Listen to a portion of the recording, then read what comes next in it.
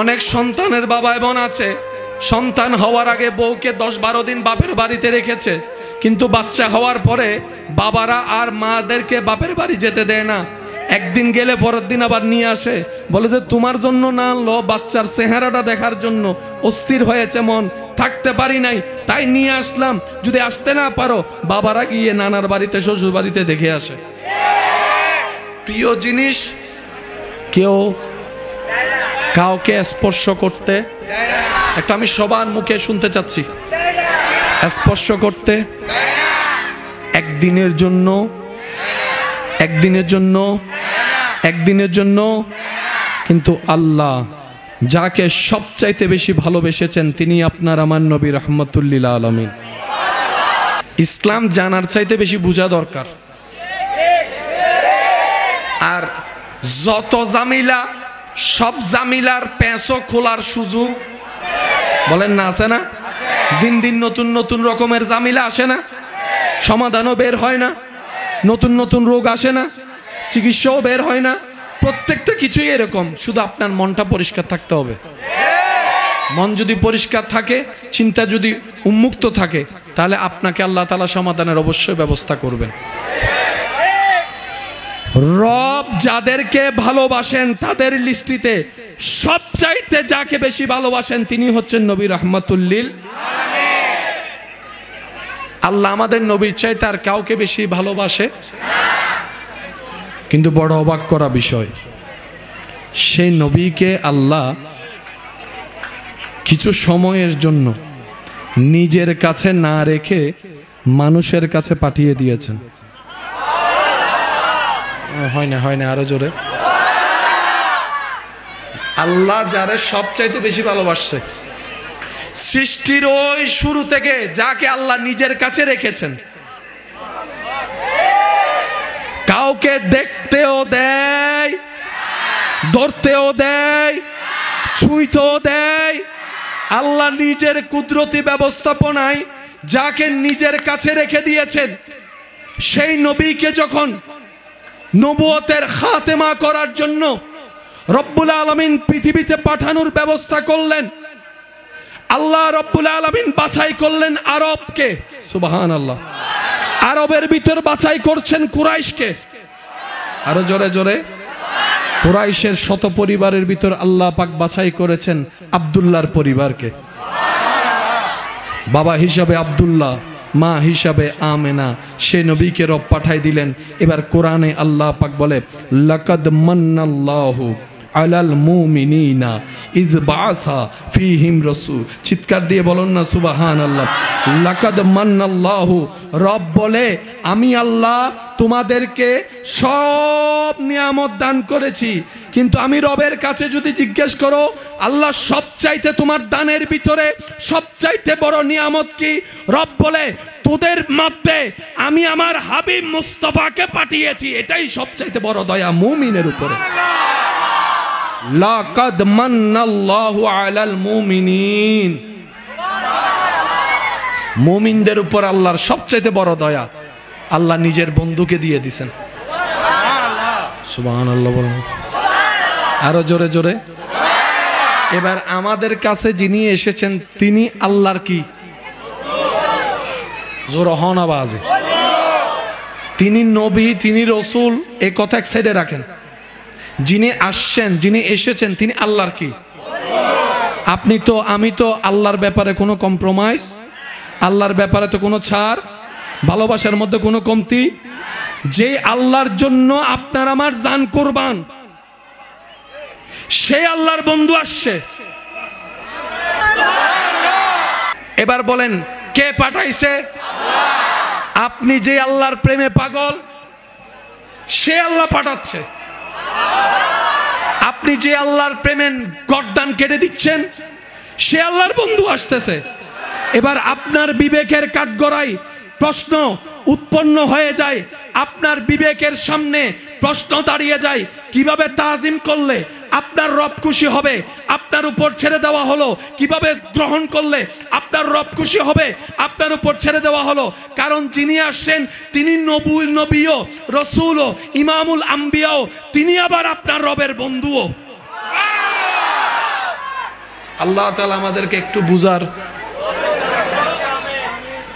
আল্লাহ তাআলা আমাদেরকে একটু বুঝার। এবার মহাব্বতের আওয়াজে বলেন, আরো জোরে বলেন, আরো জোরে বলেন। নিজের প্রিয় জিনিস কেউ কাউকে আল্লাহ দিয়েছেন। এবার এটা আপনার জন্য কতটুকু খুশির হওয়া দরকার, এটা আপনি আপনাকে প্রশ্ন করেন, আমি আপনাকে প্রশ্ন করি। এত বড় দামি সম্পদ আল্লাহ আমাদেরকে দিছে, নিজের বন্ধুকে দিয়ে দিছে। আবার কোরআনের মধ্যে বলে লাকাদ মান্নাল্লাহু আলাল মুমিনিন, সুবহানাল্লাহ, জোরে বলেন না। এবার আসতেছে তিনি কে? বলেন না, বলেন না, আসতেছে তিনি কে? আরো জোরে বলেন, আসতেছে তিনি কে? তো বন্ধুকে কি যেমন তেমন ভাবে পাঠাবে? বন্ধুটা কার সেটাও তো দেখতে হবে। এবার রব্বুল আলামিন নিজের বন্ধুকে পাঠানোর জন্য যত প্রকার ভিআইপি, সিআইপি, ভিভিআইপি প্রটোকল দরকার সব ব্যবস্থা করেছেন। কারণ ব্যবস্থাকারী যেহেতু আল্লাহ, কমতি শব্দের প্রশ্ন, বলেন না, কমতি শব্দের প্রশ্ন, কমতি শব্দের অবকাশ, কমতি শব্দের অবকাশ। আরে ওই দিন যাদেরকে রব দেখার সৌভাগ্য দান করেছিলেন তাদের মধ্যে জিব্রাইল দেখেছে কিভাবে বন্ধুকে পাঠানোর জন্য রব্বুল আলামিন প্রটোকল দিয়েছেন। সে জিব্রাইল আমিন, জিব্রাইল ফেরেশতা বলে,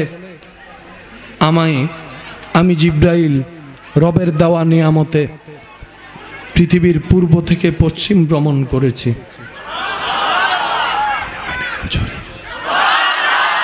উত্তর থেকে দক্ষিণ মেরুতে গিয়েছি, সারা পৃথিবী ভ্রমণ করেছি। আমি জিব্রাইলকে আল্লাহ দয়া করে যাওয়ার ক্ষমতা দেওয়ার কারণে আমি দেখেছি চাঁদকে খুব কাছ থেকে, আমি দেখেছি সূর্যের গঠনটা কেমন, আমি দেখেছি তোমরা যে পৃথিবী থেকে ছোট্ট ছোট্ট জ্বলনেওয়ালা তারকা দেখো, আমি জিব্রাইল দেখেছি কাছ থেকে তারকা কেমন। আমি জিব্রাইল দেখেছি প্রথম আসমানের সবাইকে, দ্বিতীয় আসমানের সবাইকে, তৃতীয় আসমানের সবাইকে, চতুর্থ পঞ্চম ষষ্ঠ সপ্তমের সবাইকে। আমি জিব্রাইল দেখেছি সিদরাতুল মুনতাহার ডানে, সিদরাতুল মুনতাহার বামে। আমি জিব্রাইল দেখেছি আটখানা জান্নাত, জান্নাতের দরজা কেমন, জান্নাতের পাতা কেমন, জান্নাতের রং কেমন, সুবহানাল্লাহ কি বলতে থাকতে পারবেন? আমি জিব্রাইল দেখেছি জান্নাতুল ফেরদৌসের গঠন কেমন। আমি জিব্রাইল আল্লাহর দয়ায় দেখেছি জান্নাতের গাছগুলা কেমন, সুবহানাল্লাহ।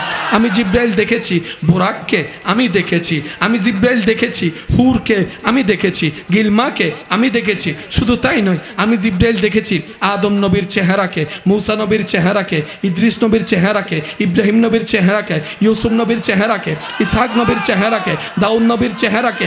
আরো জোরে জোরে বলেন সুবহানাল্লাহ।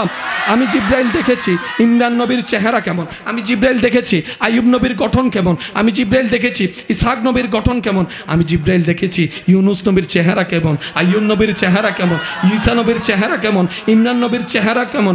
আমি জিব্রাইল দেখেছি ইউসুফ নবীর চেহারা কেমন। আর আমি জিব্রাইল দেখেছি ওয়াদ্দুহাওয়ালা নবী মুস্তাফার চেহারা কেমন।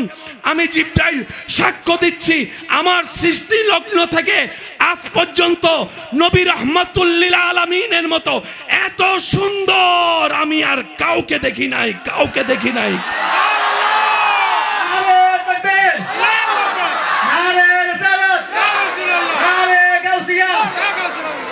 উচ্চ আওয়াজ একবার বলেন সুবহানাল্লাহ। জিব্রাইল বলে আমি অনেক দেখছি কিন্তু আল্লাহর বন্ধুর মতো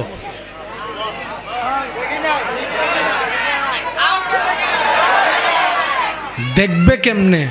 বন্ধুটা তো রবের, তো রব তো বন্ধুকে বন্ধু যেভাবে চায় সেভাবেই তো বানিয়েছেন রবের পছন্দ মতো।